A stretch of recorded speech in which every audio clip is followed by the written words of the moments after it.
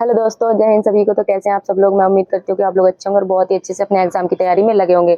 तो जैसा कि आप सभी को पता है कि एसएससी ने अपना कैलेंडर जारी कर दिया है, जिसमें आपके जो दिल्ली पुलिस के जो एग्जाम है उनकी डेट और फॉर्म वगैरह की जो डेट है वो आपको पता चल गई होगी। कल मैंने उसके बारे में एक शॉर्ट वीडियो भी अपलोड की थी, जिसमें मैंने आपको बताया था कि आपके जो दिल्ली पुलिस के जो फॉर्म जो फिल होंगे वो आपके जुलाई और सितंबर के बीच में होंगे। वहीं अगर आपके एग्जाम की बात करें तो आपका एग्जाम नवंबर दिसंबर के बीच में होगा। तो उसके बाद मेरे उस वीडियो पर बहुत ज्यादा कमेंट आए कि अभी हमने ऐसे पढ़ाई की या क्या क्या डाउट थे। वो सारे डाउट लेंगे और उन डाउटों का आज जो सोल्यूशन है वो आपके साथ शेयर करेंगे। तो सबसे पहले मेरे पास डाउट था कि अब हमारे पास कम टाइम है तो हम कैसे तैयारी करें, उसके बारे में बताओ।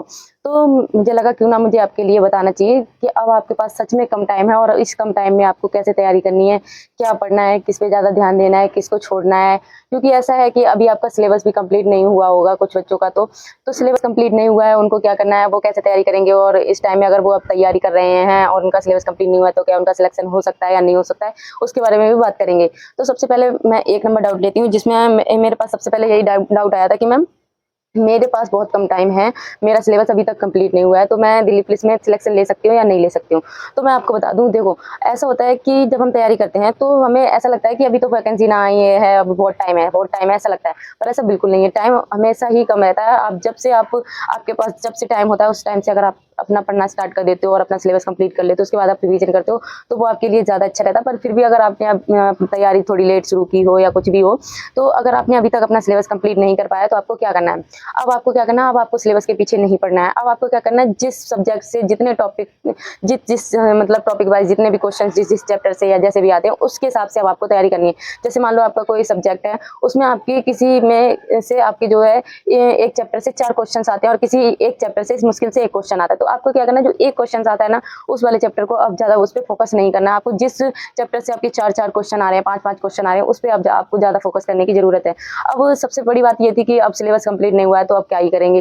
तो मैं आपको बता दूं, सिलेबस से कोई लेना देना नहीं है। अगर आपका सिलेबस कंप्लीट नहीं हुआ है तो भी आपको कोई दिक्कत वाली बात नहीं है। अब आपको क्या करना है, अब आपको हार्ड वर्क और स्मार्ट वर्क दोनों अपनाने पड़ेंगे। हार्ड वर्क क्या होता है और स्मार्ट वर्क क्या होता है। स्मार्ट वर्क ये होता है कि अगर मान लो आपका सिलेबस कंप्लीट नहीं भी हुआ है, फिर भी आप जैसे दिल्ली पुलिस में सिलेक्शन ले सको, तो कौन सा कैसे ले सकते हो। तो उसके लिए आपको प्रैक्टिस सेट की बुक्स लेनी होती हैं। क्योंकि अगर आप प्रैक्टिस ही नहीं करोगे तो आपको पता ही नहीं चलेगा कि आपका क्या वीक है और क्या स्ट्रांग है। उसके बारे में सबसे बड़ी बात यही होती है कि आपको ये पता हो कि मेरा ये चीज वीक है और ये चीज मेरी स्ट्रांग है, तो मुझे किस पे ज्यादा ध्यान देना है।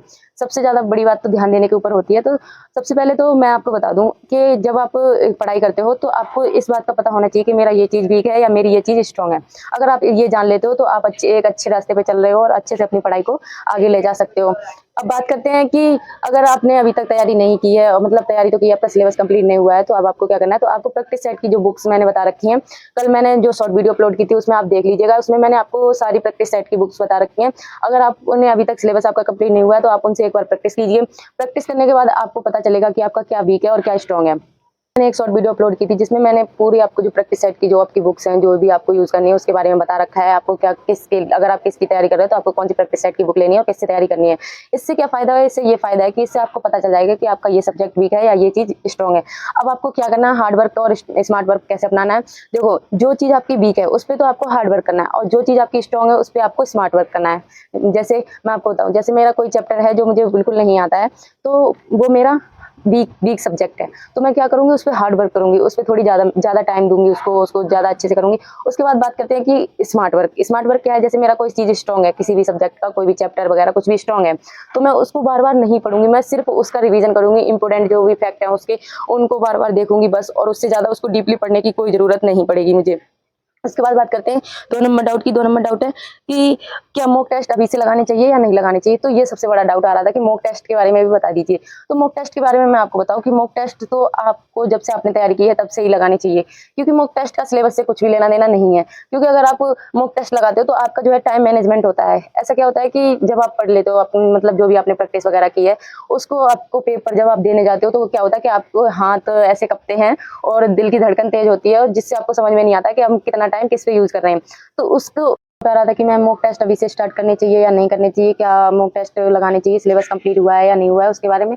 तो अगर आपका सिलेबस कंप्लीट हुआ है या नहीं हुआ है, फिर भी आपको मॉक टेस्ट लगाने हैं। मॉक टेस्ट लगाने से क्या होता है कि आपके टाइम का मैनेजमेंट अच्छे से हो जाता है, आपको पेपर देने की कोई भी जो भी आपकी प्रॉब्लम आती हो वो आपकी प्रॉब्लम दूर हो जाती है और आप अच्छे से टाइम मैनेजमेंट करके अपना जो पेपर है वो बहुत ही अच्छे से दे लेते हो। उसके बाद मेरे पास डाउट आ रहा था कि एक दिन में कितने मॉक टेस्ट लगाने चाहिए। तो सबसे पहले मैं आपको बता दूं कि आपका सिलेबस कंप्लीट है, आपको प्रैक्टिस करनी है ओनली, तो आपको एक दिन में दो से तीन मॉक टेस्ट लगाने चाहिए। 2 से 3 मॉक टेस्ट लगाना ही एक बड़ी बात नहीं है, आपको उनका एनालिसिस भी करना है। अगर आप उनका एनालिसिस कर लेते हो तो आपको पता चल जाता है कि आपका स्कोर किस, और स्कोर के ऊपर बहुत ज़्यादा डाउट आ रहा था कि मैम कितना स्कोर टारगेट करके चलना चाहिए, कैटेगरी वाइज बता दीजिए। तो मुझे लगा क्यों ना कैटेगरी वाइज आपको बता दूं कि आपको कितना स्कोर टारगेट करके चलना है।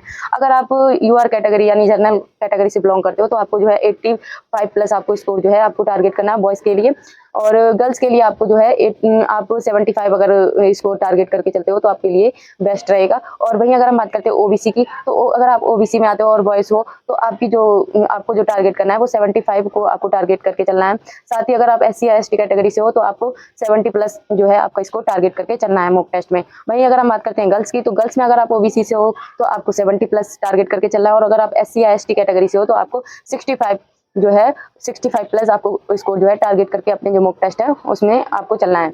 वहीं अगर हम बात करते हैं, मेरे पास ये भी डाउट आ रहा था कि मैम कौन कौन सी बुक्स पढ़नी चाहिए, उसके बारे में एक वीडियो बना दीजिए, टॉपिक वाइज कैसे क्या क्या पढ़ना चाहिए। तो उसके बारे में मैं आपको बता दूं कि आपने अभी तक जो भी पढ़ा है, जितना भी पढ़ा है, उस सबका अब आपका रिवीजन करने का टाइम है, क्योंकि आपके पास टाइम बहुत कम है। तो अभी मुझे लगता है कि अगर आपका कुछ ऐसा है जो आपके टॉपिक वाइज, मैंने एक वीडियो वैसे टॉपिक वाइज आपकी बना रखी है, अगर आपने नहीं देखी है तो आप मेरे यूट्यूब चैनल पर जाके देख लीजिए कि किस सब्जेक्ट से कितने कितने क्वेश्चन आते हैं, कितने कितने नंबर के आते हैं, उसके बारे में मैंने एक वीडियो बना रखी है।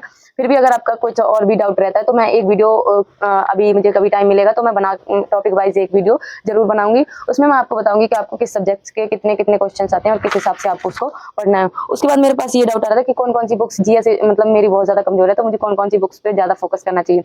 तो मैं आपको बताती हूँ, जब आप प्रैक्टिस सेट करते हो, प्रैक्टिस सेट करने के बाद आपको पता चलता है कि जीएस में आपकी जो पॉलिटी वीक है या हिस्ट्री वीक है या जो भी ज्योग्राफी वगैरह जो भी आपका वीक सब्जेक्ट है, आपको उसको ज्यादा पढ़ना है।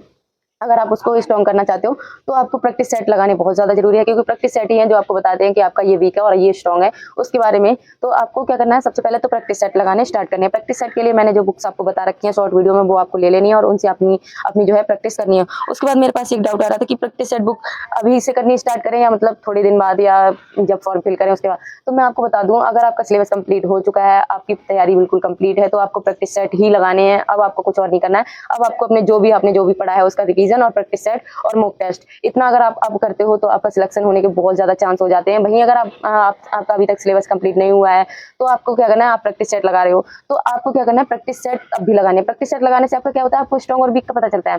तो अगर आप प्रैक्टिस सेट लगा रहे हो और आपको अपना स्ट्रॉन्ग सब्जेक्ट पता चल गया तो आप उसको कम पढ़ो, और जो आपका वीक सब्जेक्ट है आप उस पर ज्यादा ध्यान दो, और मतलब आपका जो सिलेबस है इस प्रकार से अपना कंप्लीट करो कि मेरा ये वीक है और ये स्ट्रॉन्ग है। तो प्रैक्टिस सेट तो लगाने बहुत ही ज्यादा जरूरी है। उसके बाद मेरे पास ये डाउट आ रहा था कि मैथ में स्कोर नहीं हो रहा है, तो मैथ के स्कोर बढ़ाने के लिए क्या करें। तो मैथ में स्कोर बढ़ाने के लिए आपको क्या करना है, सबसे पहले तो आपने अभी तक जो भी पढ़ा है, जितने भी चैप्टर्स, मेरे ख्याल से तो उसमें दिल्ली पुलिस में ज्यादा से ज्यादा 15 चैप्टर्स जो हैं वो आपके मैथ के आते हैं, क्योंकि आपके 15 क्वेश्चन आने होते हैं, तो जिसमें से आपके किसी किसी में से 2 भी आ जाते हैं, किसी किसी में से 1 आता है, तो 15 क्वेश्चन आने होते हैं, जिसमें से आपके 15 नंबर के होते हैं। और किस किस सब्जेक्ट से कितना वेटेज रहता है उसके बारे में बात करते हैं। तो सबसे ज्यादा तो वेटेज मेरे हिसाब से तो प्रॉफिट एंड लॉस का रहता है और परसेंटेज का रहता है।